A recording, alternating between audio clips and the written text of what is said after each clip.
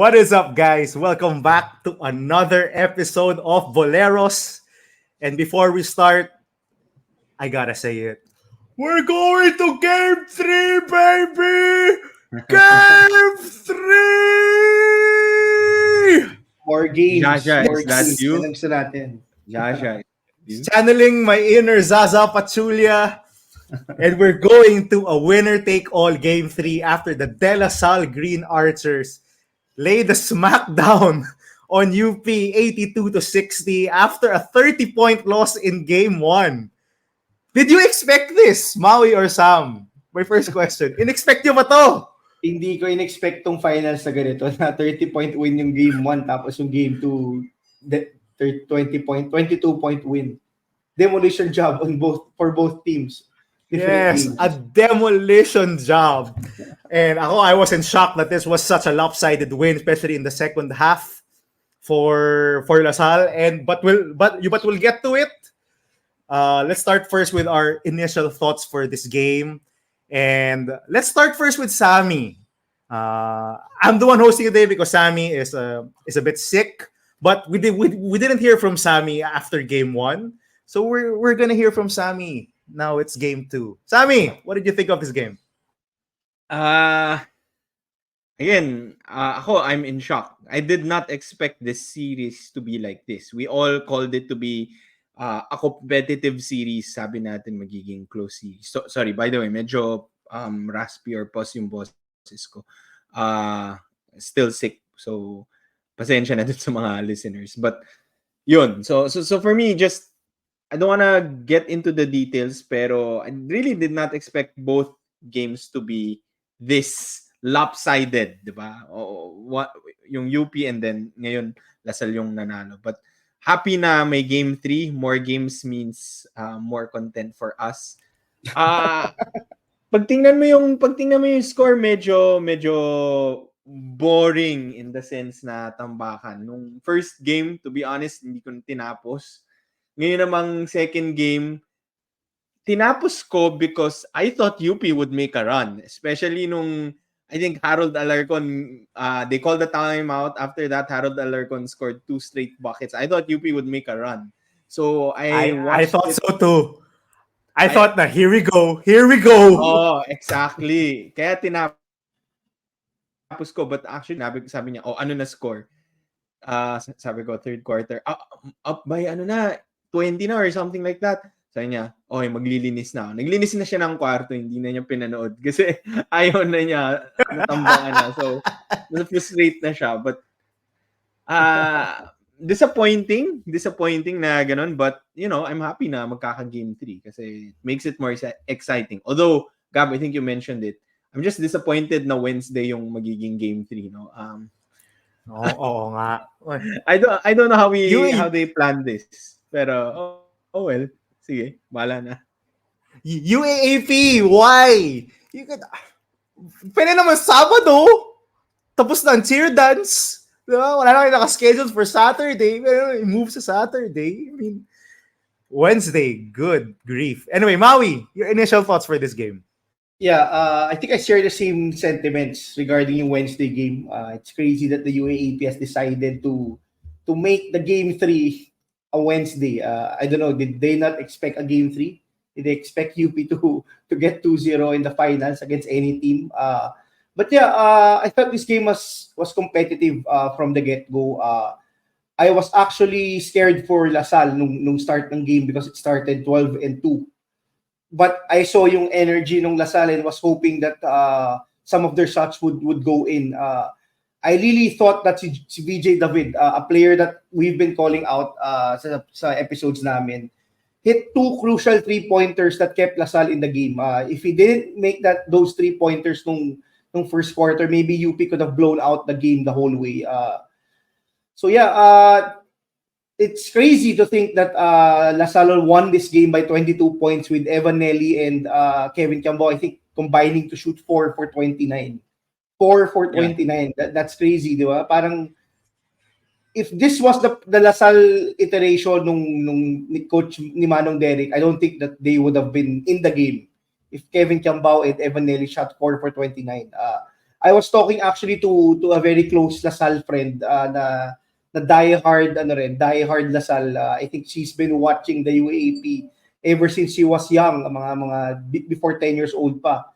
So 22 decades na rin. So like me, like us, like the three of us, this girl is also a diehard UAAP fan of Lasal. I told her that they should really cherish Topex Robinson. I think lahat ng hate kay Topex Robinson after this game should be out. Regardless if they win the third game or not. Made good adjustments for this game, Maui. Coach Diba? Topex. Diba? And his coaching staff. Galing. Diba? It's not very easy to bounce back from a game like yung game 1 lost nila against UP. A UP team that is more experienced and more composed because of their finals experience. We're saying that even if they have, I don't know, 6, 8 rookies, I don't know what's the exact number. We were just talking about this off air. UP has the upper hand in terms of composure and championship experience. They've been in the finals this is their third straight year, I think, or fourth. Tama ba? Third straight year in the finals with Malik Diouf. Sorry, third straight season in the finals. Kasi yung 84 at 85, isang taon lang pala yun. Yeah, so UP definitely has the upper hand in terms of experience, championship experience. They also won a title, so they know what it takes to win a title in 3 games. But yeah, I really, again, hats off to Coach Topex and the coaching staff. I thought that they really did a good job adjusting. Yung players, I think si Coach Topex sa press conference, he mentioned, I like 13 players who are angry. And they really showed today yung hustle on the court. If UP was the one that was winning the 50-50 balls, Lasal was the one definitely winning. Nung game 1, UP, Lasal was definitely the team that was winning the 50-50 balls during this game. Si Mike Phillips, as usual, despite having 7 turnovers, played the game of his life like nung first game. I thought he did a good job drawing a lot of fouls kay Malik Diouf and really making Malik work sa defensive end. It's crazy to think some people, I think some of my friends said iba yung Mike Phillips that we're seeing sa finals. This is probably the Mike Phillips that is most aggressive.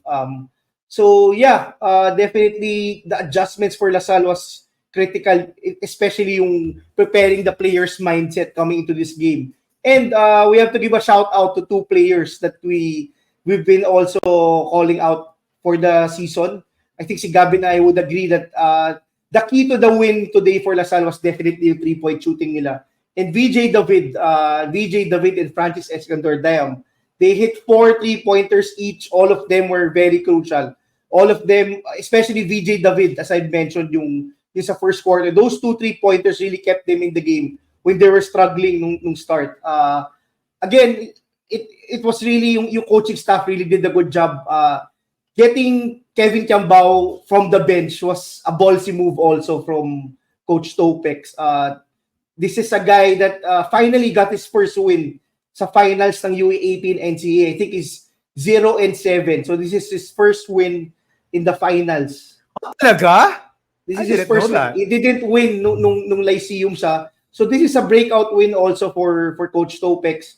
But again, this is UP. This is UP. This is the final. So game 3, everything out of the table. This will be 0-0. Hopefully we see naman my initial reaction is hopefully we see a down to our game na both sides will be nervous, including yung fans from the other schools. It's the scores are very lopsided, but I think that most of the game naman for both games have been very competitive. It's not like the other team was not competitive. It's just that the other team was making a ton of shots and the other team was not. Yeah, Gab, anything to add from our initial reactions? Well, I do have a few points. First, I quoted Zaza Pachulia earlier. Now I'm gonna quote the great Takenori Akagi from Slam Dunk. Whoever controls the rebound controls the game. And I think that's been true for games 1 and 2. In game 1, UP out-rebounded LaSalle 55-45. And you said it, Maui. All 50-50 balls, offensive rebounding, went UP's way. They out-hustled LaSalle in game 1. In game 2, LaSalle out-rebounded UP 58-46. And 19 offensive rebounds compared to UP's 11. Crazy. Mike Phillips and Kevin Kiambao each had 13 boards. Dominated the glass. And you can see it, no? Lahat ng 50-50 balls, yung they were first to it, they were getting second chance points. A lot of them, I think they had 17 yung second chance points at halftime. And that was big. That was really big. A lot. Escondor's threes were off second chance points. Yeah. So definitely. We're off offensive rebounds that led to the Escondor threes. So, man, they were out hustling UP and they showed their size. Mike Phillips was awesome on the glass. Awesome talaga. If ever LaSalle wins this series, I think someone has to give Mike Phillips that finals MVP because he has kept them alive, kept them competitive in both games. Actually, Gab, maganda yung sinabi ni Coach Topex also sa press niya to add lang on your sentiment regarding the rebounds, which I also agree. He said that we ride on the saying that no rebounds, no rings. So talagang angkop yung first first thought mo on the games. Tsaka, just to add, si Evan Nele also had like 12 rebounds. So, 12 rebounds. Bigs, ha? I mean, Maui, you mentioned it. See, like if you look at Nele's scoring, I think it would have been a bad game for him, diba? He only scored 4 points and he scored that bandang second half na. I think like end of third quarter or like even fourth quarter, I'm not sure. But overall, his entire game, the rebounding, the defense, the playmaking, I think he only had like talaga. one turnover, one stability. 10-1 ang really good assist to turnover niya kanina. Exactly. Diba? So Draymond Green line. Draymond Green. Exactly. Good observation. 4 points, 12 rebounds, 10 assists, 5 steals, and 1 block. Wow. And that leads me to my next point and on why I think LaSalle dominated this game. Defense. They brought UP's defense back to them. I think this was very apparent, especially in the first quarter. They had a lot of fouls. They were playing physical. They were playing in-your-face physical defense against UP. And even in the second half, man, UP scored 11 points in the second, 11 points in the third quarter, and 11 points in the fourth quarter. Parang parang Lazada sale lang. 11-11-11. hindi alam ng UP na done na yung 11-11 sale. But yun, in that second quarter, they would have scored only 7 if they didn't, kung din lang nahabol yung 2 last field goals nila in the second quarter, yung before they ended the half. Dapat, no? Yeah, and they could have scored only 7 points and they were having a hard time getting past that LaSalle defense. And if we're ever doing ballers and boleros, guys, I'm gonna give myself a baller because I think nanonood ng LaSalle coaching staff or either si Coach Topex ng Boleros. Because sabi ko, nung first game 1, sabi natin Maui, diba? Why is Coach Topex and their guards going under screens? They totally adjusted. They blitzed all dribble handoffs and pick and rolls, or they either blitzed or switched every handoff or pick and roll. And they were content to leave the roller. In the first half, in the first quarter, medyo nagkakamali sila sa rotation. No? I think Malik Diouf had kay Malik. Yeah. Tama. Si Malik had a few layups wide open because he slipped the screen.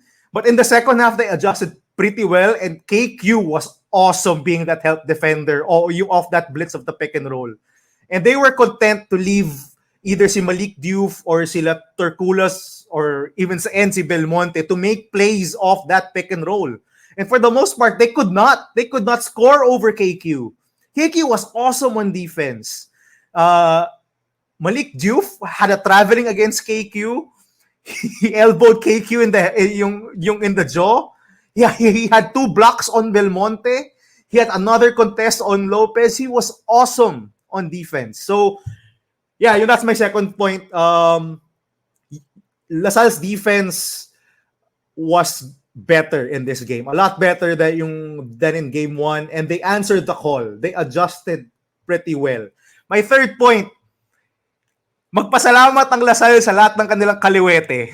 Because lahat ng kaliwete nila nakaka-shoot. Mainit. Kahit si Makalalad, naka-isa din, di ba? Alam ko nga si Iskandar ulit eh. Isang tres Maui plus a pull-up jump shot from the left elbow. Di ba? Grabe yung mga hugot ni Coach Topex. Their leading scorers were Escandor and David with 14 points each. Di ba? That's how much of a team effort this was for LaSalle. I loved how they shared the ball on offense. Iniikot nila every time. Especially nung nag-zone ng UP, akala ko nung first few possessions, medyo iffy pa sila against that 2-3 zone. They were getting good shots. They were getting some turnovers.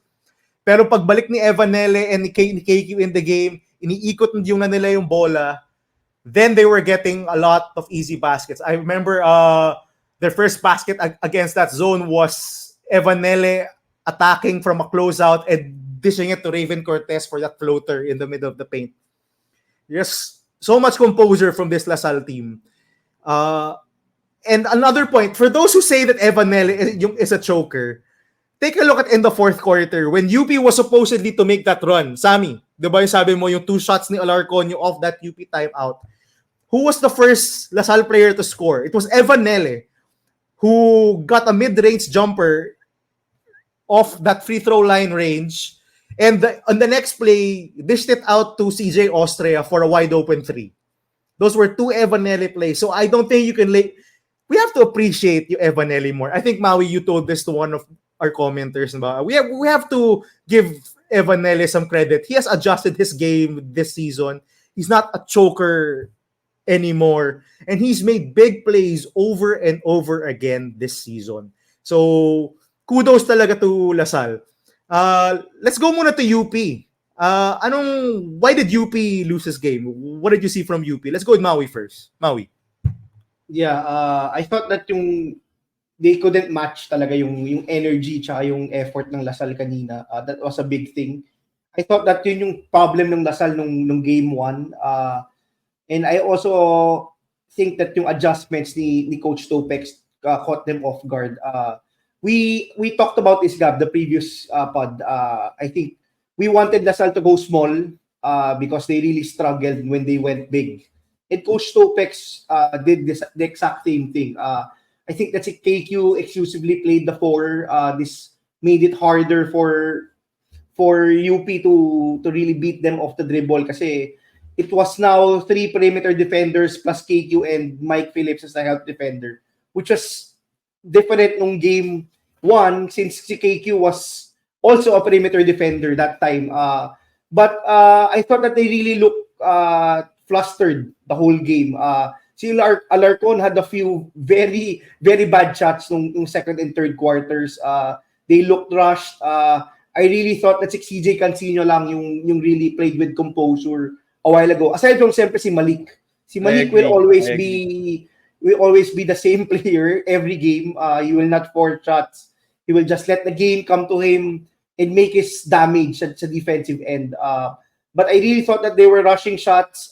Si Lebron Lopez was sick, but he was very energetic to the point that sometimes he was rushing yung drives to the basket without knowing what to do, if he was going to pass or if he was going to finish. Although I thought that there were a lot of plays that were really makeable shots also for UP. Same with LaSalle. The main thing that they really struggled with in game 2 is yung outside shooting. I think they only hit 2 3-point shots versus 12 sa LaSalle. If you remember last game, si Terculas pa lang hit 2, si Belmonte I think also hit 1, and then si Lopez hit 2. So that's 5 3-point shots from your power forwards, not even counting yung other players, their main shooters. Kanina they just hit 2 shots.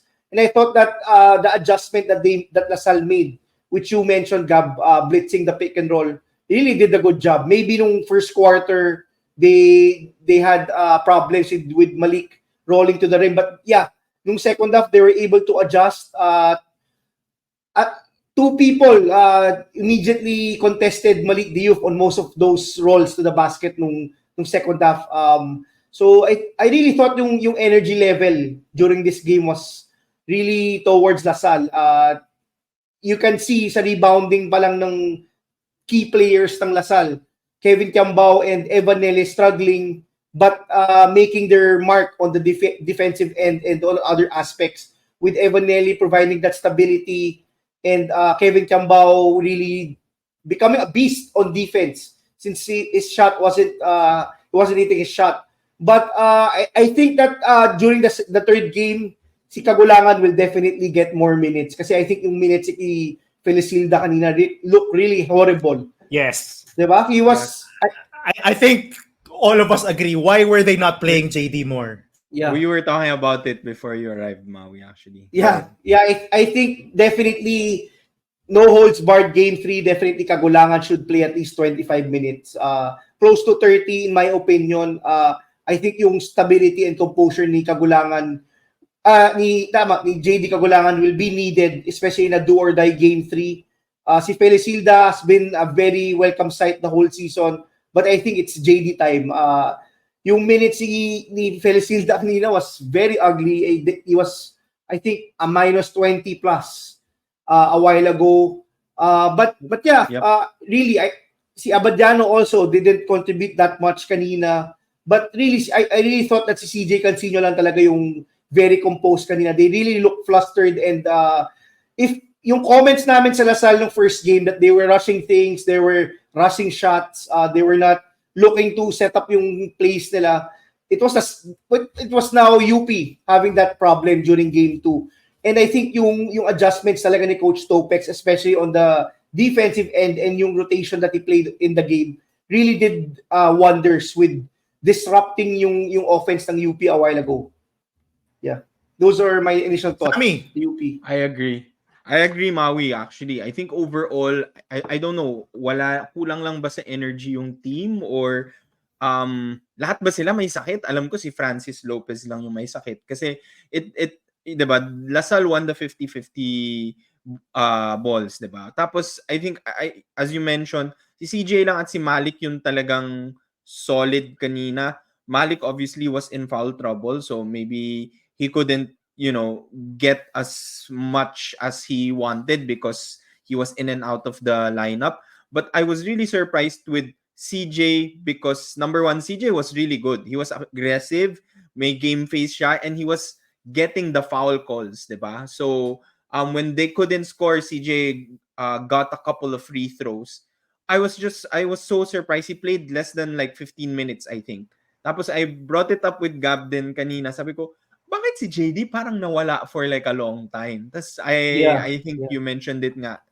He only played like 20 minutes si JD Kagulangan. I feel like none of the other players got into the groove because medyo alam mo yung minutes nila medyo spread out. You couldn't get warm or hindi mo makuha yung pulso mo eh. Yun eh. Pag naglalaro ka, 'di ba? Hindi mo makuha ang pulso mo. So, yun lang yung medyo na-confuse ako kanina. So I asked Gab actually, sabi ko, foul trouble ba sila JD or CJ? But I do remember JD was like signaling. I think he got like his first foul nung fourth quarter na. So I don't know. I don't know why that was the case, but I feel like JD should have played more and CJ also too, if you ask me. Go, Gab. All right, just to bounce off some points that you guys raised. First of all, from Maui, yes, I agreed. UP played a lot of one-on-one basketball kanina. It was so unlike them. They were not sharing the ball. Yeah. They had 8 assists the whole game. 8! They had 15 in game 1. LaSalle had 21 assists. UP had 8. That's how much isolation basketball they were going to a while ago. And I was wondering, why are they doing this? Why are they playing like this? And this was very atypical for a UP, for a Coach Gold team, that their players would devolve into one-on-one isolation basketball. This is not the way UP plays since since Coach Gold took over their program. Also, yung good point din sa yung kay Maui, no, yung sa pag-blitz ng pick and roll, it basically made their front court the playmakers. Since you're blitzing all the pick and rolls, lahat ng mga libre were Malik Diouf, Lopez, Terculas, Pablo, and those guys are not used to making decisions, yung being playmakers. They're used to receiving passes and just getting easy baskets. They're not the ones used to make plays. Their guards are the ones that make plays for them. And since you blitz all of the pick and rolls, or all of the dribble handoffs, that led to a lot of missed shots, a lot of turnovers, a lot of block shots from LaSalle. So yeah, and also Sammy, yeah, we were talking about it. Why was Coach? I think this was the deep rotation that UP runs coming to bite them in the ass in game 2. Because, yeah, as you said it, Maui, their bench unit was horrible. And JD and CJ playing less than 25 minutes in this game 2 was kind of detrimental for them. JD couldn't get anything to go. He was, it's hard to get into your groove, to get into your speed of the game if you're always taken out, if you're out for long stretches. This was not how UP rotated in season 85 and season 84 finals. JD played heavy minutes both in season 84 and 85. Largely because, his backup was Terence Fortea. But now he has a capable backup. But I think in game 3, JD has to play more than 30. He has to play more than 30 minutes. I'm sorry to Jan, but he's the backup. JD is the better point guard. He's the best point guard in the UAAP. He should be playing more. So does CJ. CJ, di ba sabi natin, Sam, CJ Cancino in UST was a go-to scorer. Di ba? Star player. Yung this guy, Star player yan. yeah, yung this guy was a go-to guy, star player, and I think you have to run more offense too. He can't play less than 20 minutes. Come on, Coach Gold, you have to shorten your rotation. You can't. Oh, go, Yeah. Maui. Tsaka Gab, about Cancino, di ba? I mean, he's more than capable naman. He showed the whole season with UP also, not just with his stint in UST. But I think this season, siya yung one of, if not for Malik Diouf, he's probably the most consistent guy sa whole 14 games nila this season. Diba? He's been the closer, he's been the one that's been tasked to really hit those crucial shots. Alarcon and Kagulangan have been resting or taking it easy, in my opinion, for the whole season. Itong playoffs lang talaga sila lumabas. Si Cancino has been the most consistent outside of Malik. Yeah, that's so true. Sam, you wanna add anything? Yeah, I just wanna add, I think mapapag-usapan natin to. Juxtaposed to what LaSalle did, na KQ came off the bench, si Policarpio was the one who started. Policarpio wasn't good at all. Coach Topex decided, okay, I'm gonna sit Policarpio, KQ, you're gonna play 30 minutes. You have to play your stars. This is the finals. Do or die. I mean, I'm sure lamang kayo. Inisip ko na lang, dahil ba lamang sila ng one game, pinipace ni Coach Gold yung players niya, pero go na, finals na to eh. Final diba? to eh, knockout punch. Yeah eh. Doon na ako it's not something new pang come big games that coaches shorten the rotation. But Coach Gold, I think talaga he should shorten his rotation. Maybe get a few guards off the bench and maybe alternate. Don't put in Pablo or Alter anymore. If we were giving Boleros for this game, one, you mentioned him, Sam, si Jonel Policarpio. After that horrible stretch to start the game, he was not put back anymore.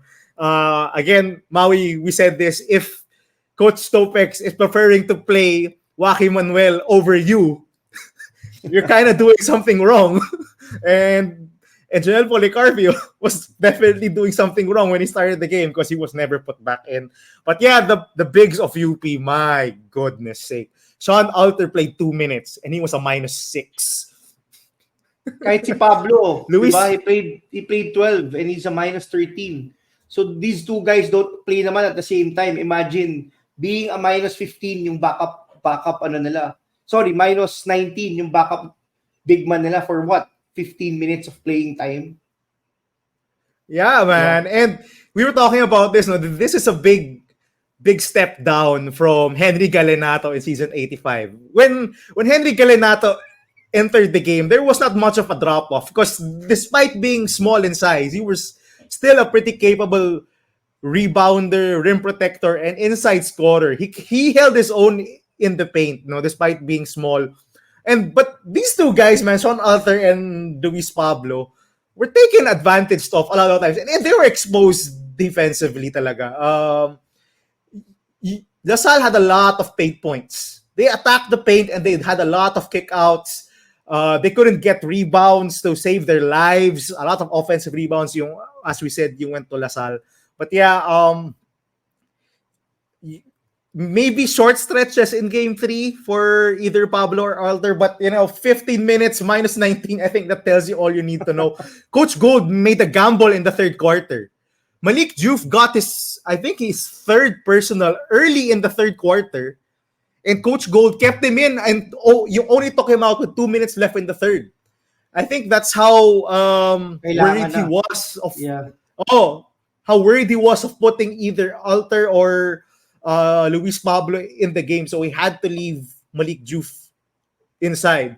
Also, as a side note, Malik Diouf, when he got his 5th foul, was asking the ref for a flopping call. And in the replay, he clearly elbowed KQ in the mouth. Come on, bro. Stop asking for flopping. You elbowed him.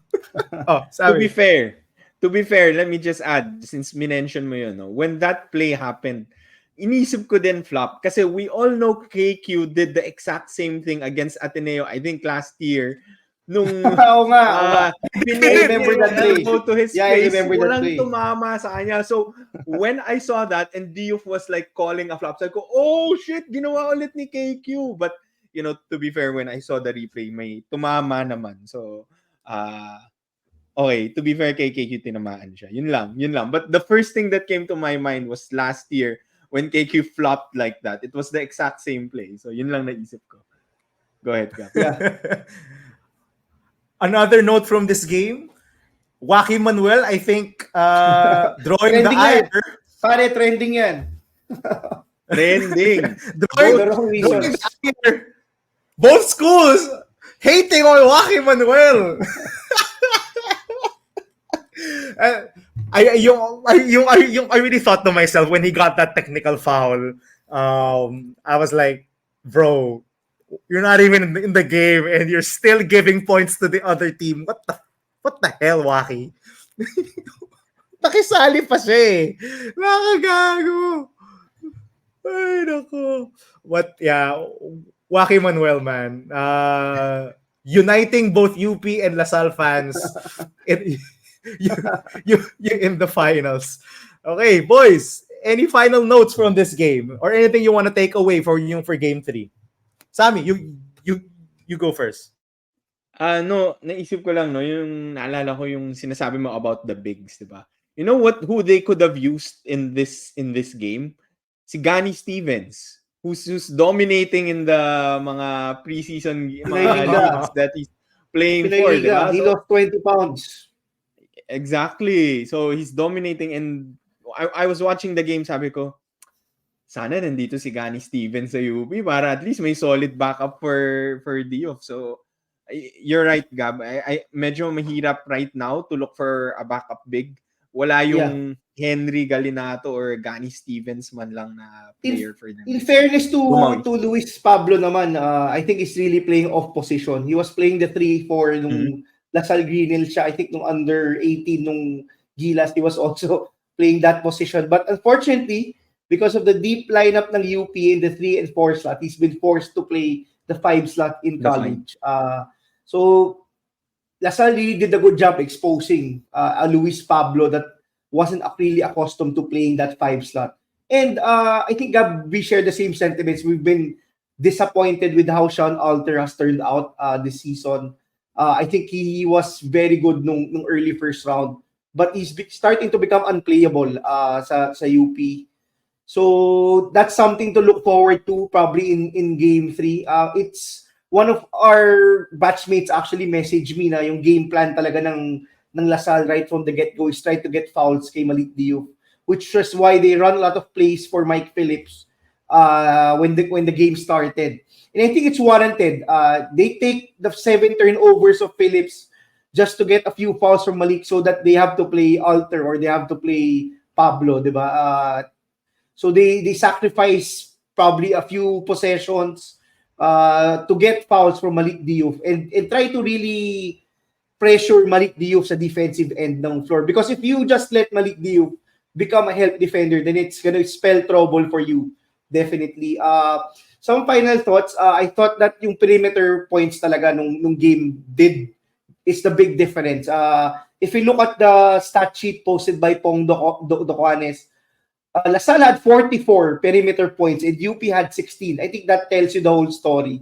LaSalle really just hit their shots. UP didn't. It's similar to what happened to LaSalle nung game 1. So definitely in game 3, we will be looking at the shooters. We will be looking at the 3-point shooting. Because at the end of the day, if players start to hit 3-point shots from any team, definitely yung offense nila will open up. It will really space the floor is the right term for this. And we'll see in game 3. Hopefully we get a nail biter finally. Sana nail game. Biter na. I am a bit disappointed I'm not disappointed that it has come to this 3 games, but I'm disappointed the blowouts yung 2 games. I think that the LaSalle fans would agree that they were mad nung game 1 because they had to go to MOA and see the LaSalle team demolished. And then now the UP fans, I think... Malapit lang yun sa kanila eh! Yeah, but it's a family day, di ba? Sunday is a family day. So definitely, fans from both sides have been disappointed in this series. So I'm hoping for a nail-biter game 3.